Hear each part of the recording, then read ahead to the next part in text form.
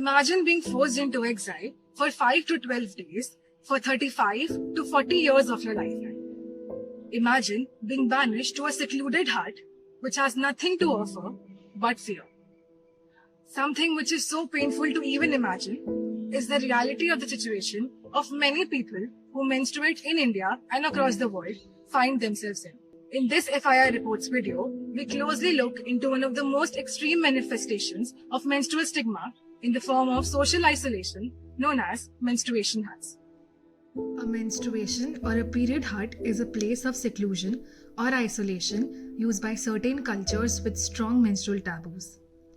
Menstruators are shunned from their homes and sent to such unique huts for the entire duration of their period.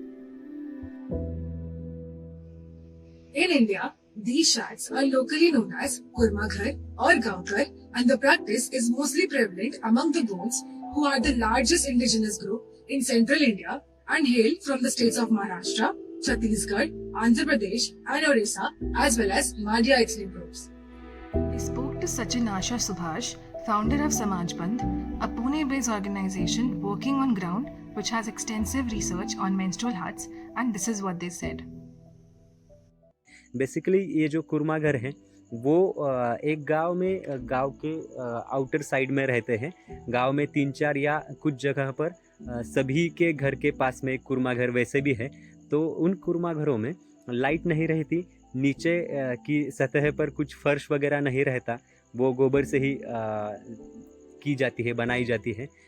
उस बहुत से कुरमा घरों को दरवाज़ा तक नहीं है और चौखट नहीं है. इसके कारण कोई भी प्राणी अंदर आ सकता है.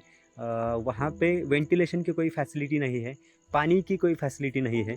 और इस कारण जब पीरियड्स के दौरान औरतें वहाँ पे रहती हैं तो जो वो नीचे की ज़मीन है वो रेनी सीज़न में जो कि कुरमा घर औरतों ने ही बनाना पड़ता है, पुरुष उनमें सहभाग नहीं लेते, उस हट को वो छूते भी नहीं है. इस वजह से जो कुरमा घर बनाए जाते हैं वो भी कुछ ज़्यादा टिकाऊ नहीं रहते और बारिश के दौरान पानी अंदर आ जाता है. कई कुरमा घरों में नीचे से पानी बहता रहता है तो वो सभी ज़मीन गीली हो जाती है, तो औरतों को बैठकर पूरी रात निकालनी होती है. But what is it about menstruation that's so terrifying that people who menstruate have to be banished from their own homes? This kind of socio-cultural exclusion stems from the belief that menstrual blood is impure and dirty, and the people who menstruate can contaminate anyone they come in contact with. In the huts, they're forbidden to bathe, cook, or even share the household utensils. It is believed not following the restrictions will bring bad luck, death, or severe illness to the whole village. Many people are of the belief that it is better to die in exile than to welcome evil to the entire village by disobeying the tradition.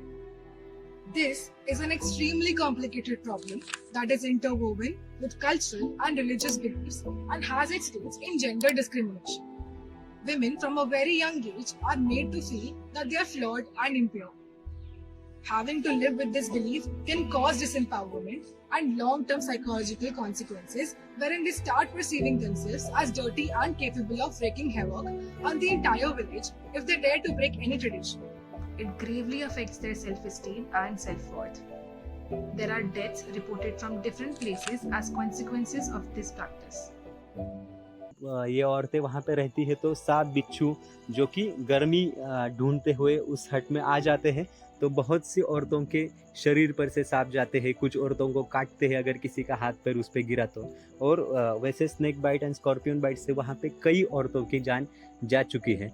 Jayanti Baburao घावड़े, a 47-year-old, was made to go to the menstrual hut while she had fever and high blood pressure, and was discovered dead the next morning by her family in Gadchiroli district in November 2017.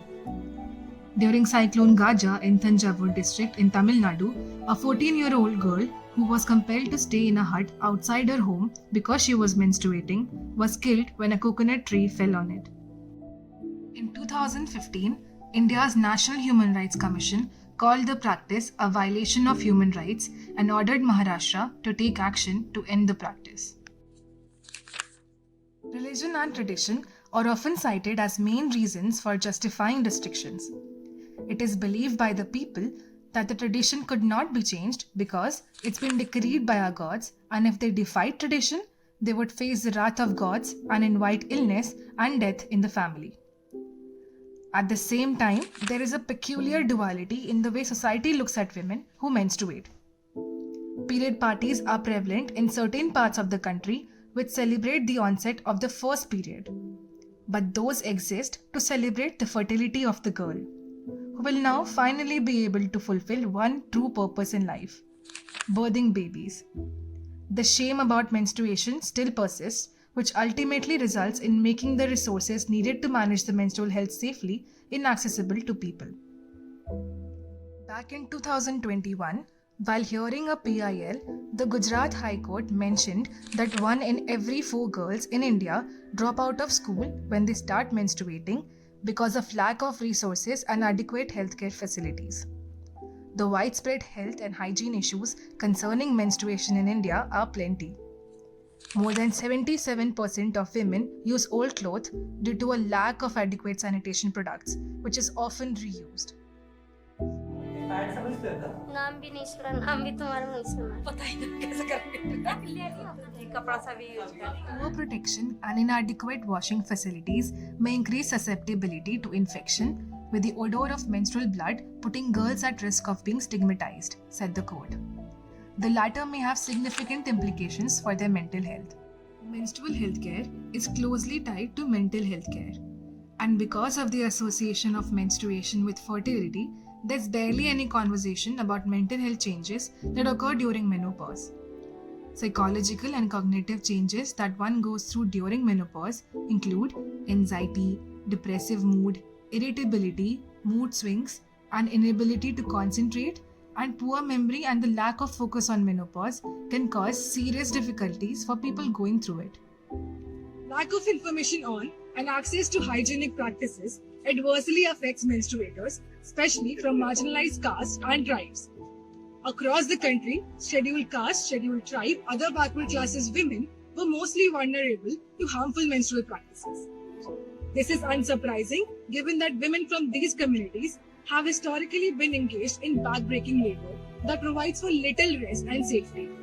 While 71% of the richest women from the upper caste experience safe periods, this number dropped to 12% in the poorest quintile according to data from NFHS 5.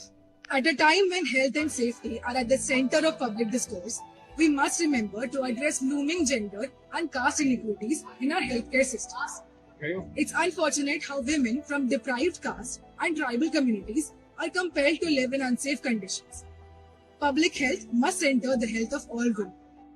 Customs and traditions that are employed as tools of control and subjugation over women have been challenged through several efforts by civil society. Discussion on the subject was promoted through the #PeriodOfChange campaign, which was launched by the Kachra Project. #HappyToBleed is another counter-campaign to stop the sexism that women encounter as a result of taboos around menstruation. It's ironic how at any given time, around 300 million people are on their periods, and yet menstruation is still a taboo topic across the world, commonly referred to in euphemisms and cloaked in silence and shame. As the practice of kurma ghar is deeply rooted in culture, a nuanced understanding of it is required. In order to combat social stigmas and taboos around the topic, a multifaceted approach that integrates infrastructure, products, and initiatives is the need of the hour. If you like this video, make sure to like, comment, and share. And don't forget to subscribe to Feminism in India for your dose of desi intersectional feminist content.